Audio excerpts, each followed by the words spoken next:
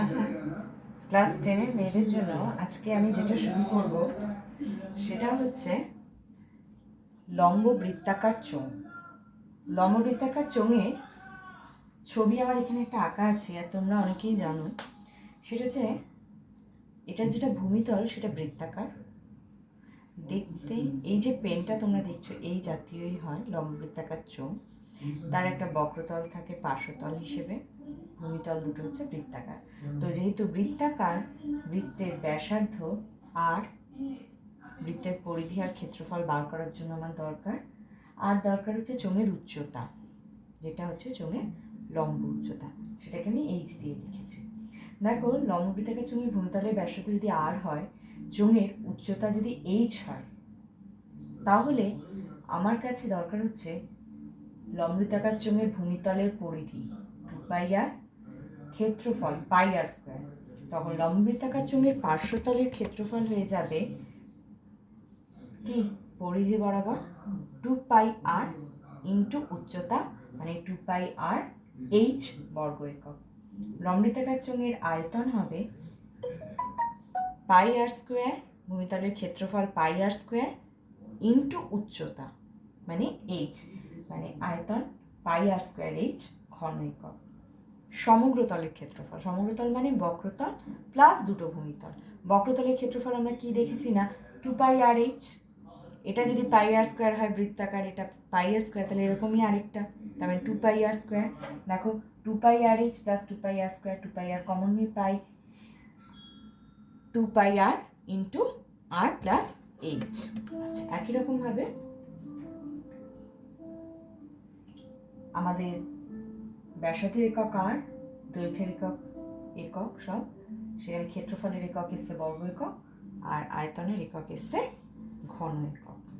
এবারে এই তিনটে ফর্মুলার সাহায্যে আমি তোমাদের কয়েকটা ছোট ছোট অঙ্ক যতটুকু সম্ভব তোমাদেরকে দেখানোর চেষ্টা করছি। দেখো, তোমাদের এই বইয়ের একটা শর্ট কোয়েশ্চেন আমি প্রথমে তোমাদেরকে বলছি। দুটি লম্ববৃত্তাকার নিরেট চোঙের ব্যাসার্ধের অনুপাত বলে দিয়েছে 2:3, উচ্চতার অনুপাত বলে দিয়েছে 5:3, তাদের বক্রতলের ক্ষেত্রফলের অনুপাত কত হবে? দুটো লম্ববৃত্তাকার চোঙ আছে, তাদের ব্যাসার্ধের দৈর্ঘ্যের অনুপাত বলছে 2:3।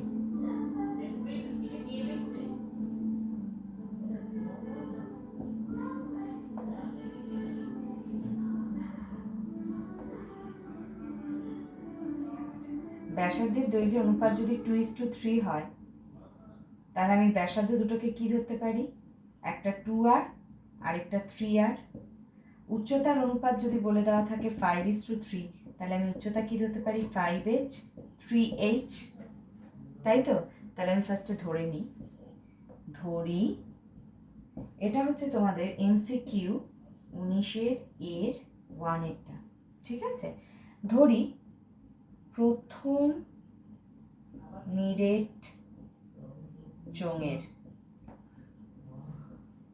ব্যাসার্ধ 2r একক, তাহলে দ্বিতীয় নিরেট চোঙের ব্যাসার্ধ সেটা কি হবে, 3r একক। উচ্চতার অনুপাত বলে দেওয়া ছিল 5:3, তাহলে ধরে নিই প্রথম চোঙের উচ্চতা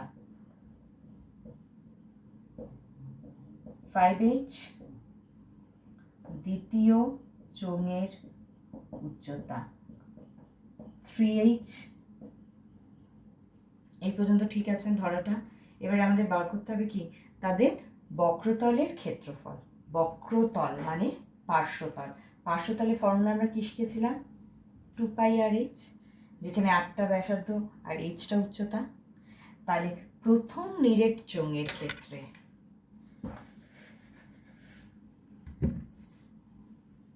প্রথম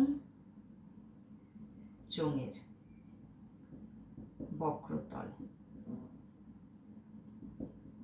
বক্রতলের ক্ষেত্রফল সেটা কি হবে, দেখো ফর্মুলা একটা 2πr/h, আর ব্যাসার্ধ h উচ্চতা, প্রথম চোঙের আর ব্যাসার্ধ হচ্ছে 2r, আর প্রথম চোঙের উচ্চতা হচ্ছে 5h।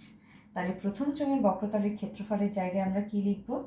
2π2r into 5h। যেহেতু ক্ষেত্রফল তাই এককটা কি আসবে? বর্গ একক, মানে 20πr/h বর্গ একক। এবার আমি চলে আসি দ্বিতীয় চোঙের বক্রতলের ক্ষেত্রফল।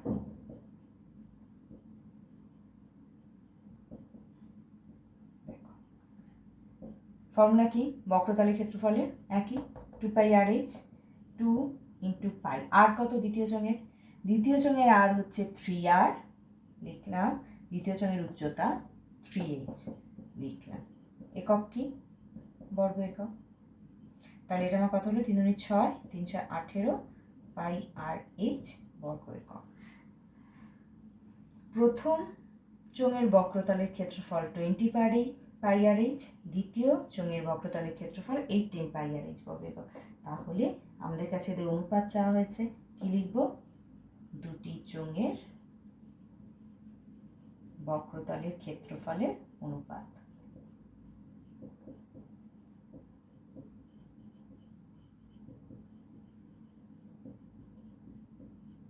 কি? 20πr/h is to 18πr/h, πr/h কেটে যাবে। 20 আর 18 এর মধ্যে যদি আমি ভাগ করি তাহলে আমি পাচ্ছি 10:9। তাহলে আমার উত্তরটা হয়ে গেল 10:9। একই রকমভাবে আমি দ্বিতীয় অঙ্কটা দেখছি, খুব ভালো করে দেখো।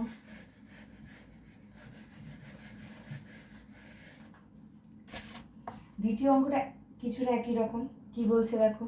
দুটি লম্ববৃত্তাকার নিরেট চোঙের ব্যাসার্ধের দৈর্ঘ্যের অনুপাত 2:3। ব্যাসার্ধ তাদের অনুপাতটা বলে দিয়েছে 2:3। তাহলে আমি কি ধরতে পারি?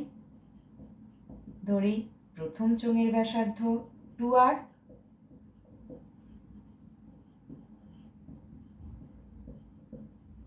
আর দ্বিতীয় চোঙের ব্যাসার্ধ 3r। উচ্চতা বলে দিয়েছে কত? উচ্চতার অনুপাতটা বলে দিয়েছে 5:3, কিছুটা একই রকম।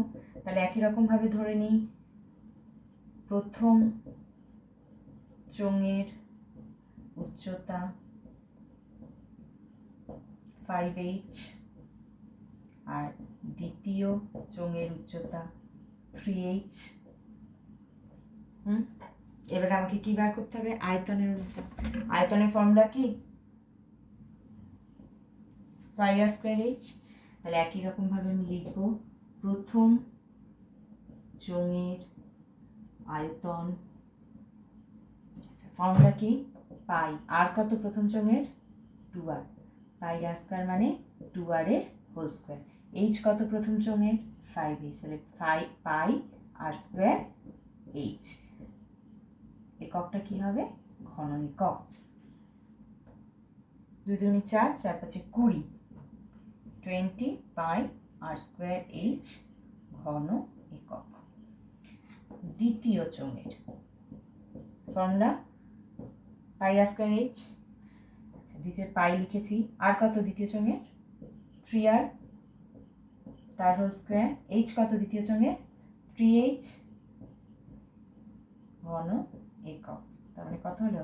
3 × 3 = 9, 3 × 27 πr²h ঘন একক। ব্যাস, দুটোর আয়তন আমি পেয়ে গেলাম। এবার আমার কাছে কি চাওয়া হয়েছে? দুটি চোঙের আয়তনের অনুপাত।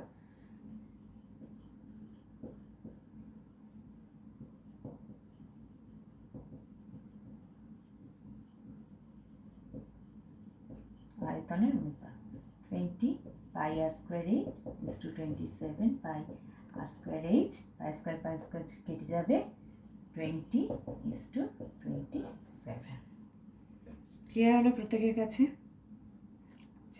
এবারে তোমাদের আমি আরেকটা অঙ্ক বলছি। যেমন দেখো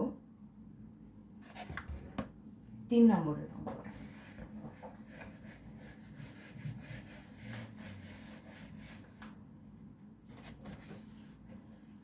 দেখো কি বলছে, একটা স্টিলের পাতলা চাদর দিয়ে তৈরি ঢাকনা সমেত ড্রামের ব্যাসের দৈর্ঘ্য, ব্যাস বলে দিয়েছে 28। যদি ব্যাস বলে দেওয়া থাকে সেখান থেকে আমি কি পেয়ে যাব? ব্যাসার্ধ। 3 নম্বর অঙ্ক। ঢাকনা সমেত ড্রামের, ঢাকনা সমেত ড্রাম মানে পুরোটাই, তাই তো? ড্রামের ব্যাস সেটা বলে দিয়েছে আমাদের 28 সেন্টিমিটার। তাহলে ব্যাসার্ধ আমার কত হবে? 28/2 মানে 14 পেয়ে গেলাম ব্যাসার্ধ। আর এই 8টা আমি পেয়ে গেলাম। আচ্ছা, বলছে ড্রামটি তৈরি করতে 2816 বর্গ সেন্টিমিটার চাদর লাগে। এই যে এরকম একটা ড্রাম, সেটা তৈরি করেছে একটা চাদর দিয়ে, মানে সেই চাদরটা ড্রামের কি তৈরি করেছে? ড্রামের সমগ্র তলের ক্ষেত্রফল। তার মানে এখানে আমার কোন ফর্মুলাটা কাজে লাগবে? 2πr × r+h ফর্মুলাটা। সমগ্রতল মানে বক্রতল প্লাস দুটো ভূমিতল, তাই তো? আচ্ছা, সেই ক্ষেত্রফলটা আমাদেরকে বলে দিয়েছে কত না 2816। আমাকে বার করতে হবে ড্রামের উচ্চতা। ড্রামের ব্যাসার্ধ আমি পেয়ে গেছি, তাহলে আমি ধরে নিই ঢাকনা সমেত ড্রামের উচ্চতাটা হচ্ছে h সেন্টিমিটার।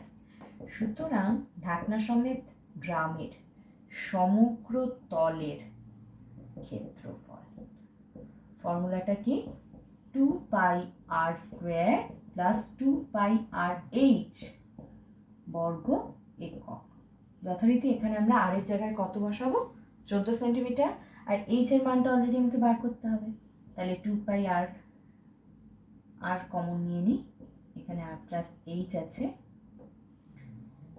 এবারে r এর জায়গায় আমি মান বসাচ্ছি 14, এককটা আমার হয়ে যাবে কত? বর্গ সেন্টিমিটার। এই ক্ষেত্রফলটা আমাদের কত বলে দিয়েছে? ক্ষেত্রফলটা আমাদের বলে দিয়েছে 2816। তাহলে শর্তানুসারে, এবার আমি উপরেরটা মুছে দিচ্ছি তোমাদের।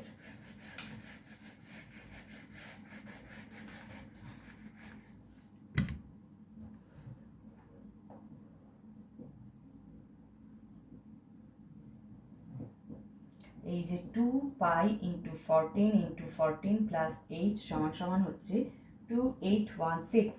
এখান থেকে আমাকে ক্যালকুলেশন করে h এর মানটা বার করতে হবে। ক্যালকুলেশনটা কিরকম দেখো, পাইয়ের যেহেতু কিছু বলে দেওয়া নেই, অবশ্যই আমরা 22/7 বসাচ্ছি। কিছু বলে দেওয়া থাকলে মানে পাইয়ের মানটা আমাদের সেটাই বসাতে হতো। 2 2 22, এগুলো কি হবে? সব ডান দিকে গিয়ে ভাগ হয়ে যাবে। ক্যালকুলেশনটা নিজেদের মতো করে নেবে।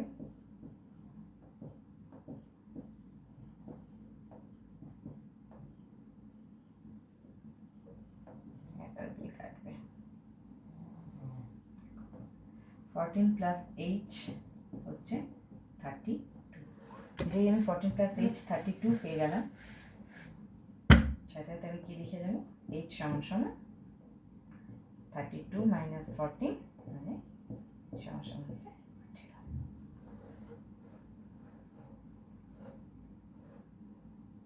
ঠিক আছে, তাহলে আমরা আমাদের ঢাকনা সমেত ড্রামের উচ্চতাটা পেয়ে গেলাম 18 সেন্টিমিটার। সেটা তোমরা লিখে নেবে। সুতরাং ড্রামের উচ্চতা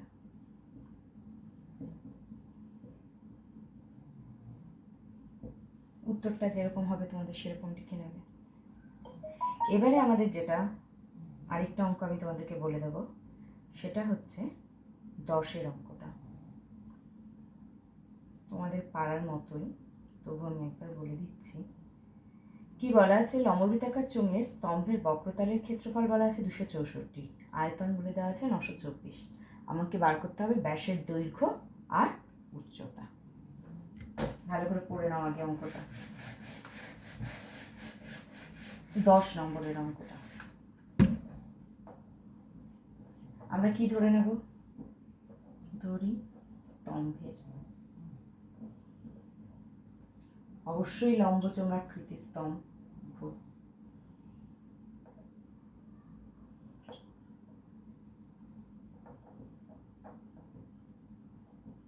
স্তম্ভের ভূমির ব্যাসার্ধ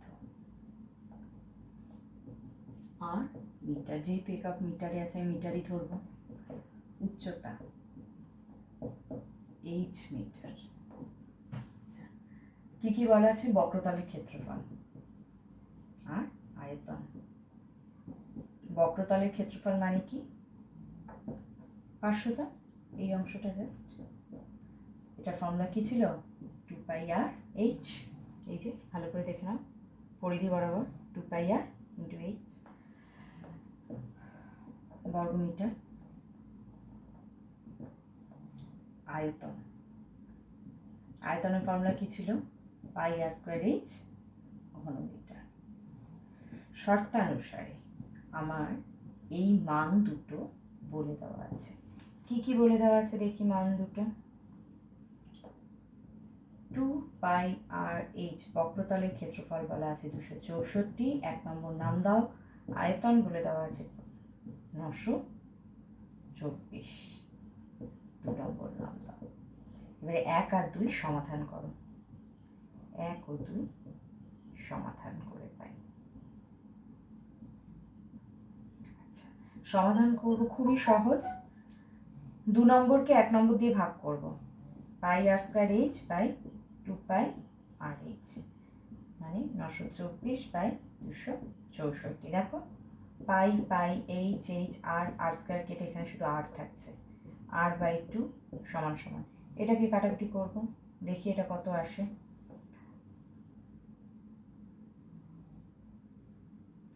আট দিয়ে কাটছি। 8 3 8 24, 25 26 2, 3 8 24। 8 দিয়ে কাটলে 8 একে 8, 12 8 একে 8, 8 দিয়ে গেল না।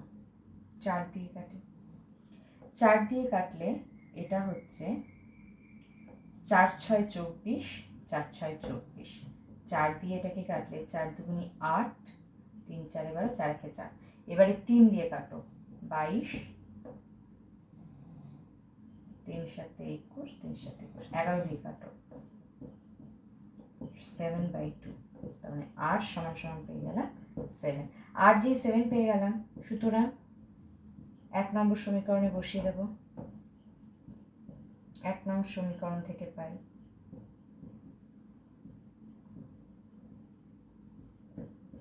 দেখো 2πr এর জায়গায় 7 বসালাম, h সমান সমান 264।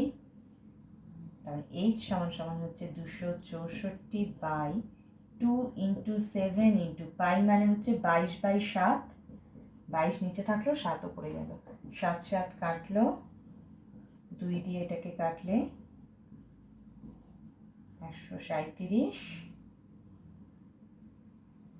132। আবার 2 দিয়ে কাটলে এটা 11, এটা হচ্ছে 66, 11 দিয়ে 6, 66 কাটলে 6।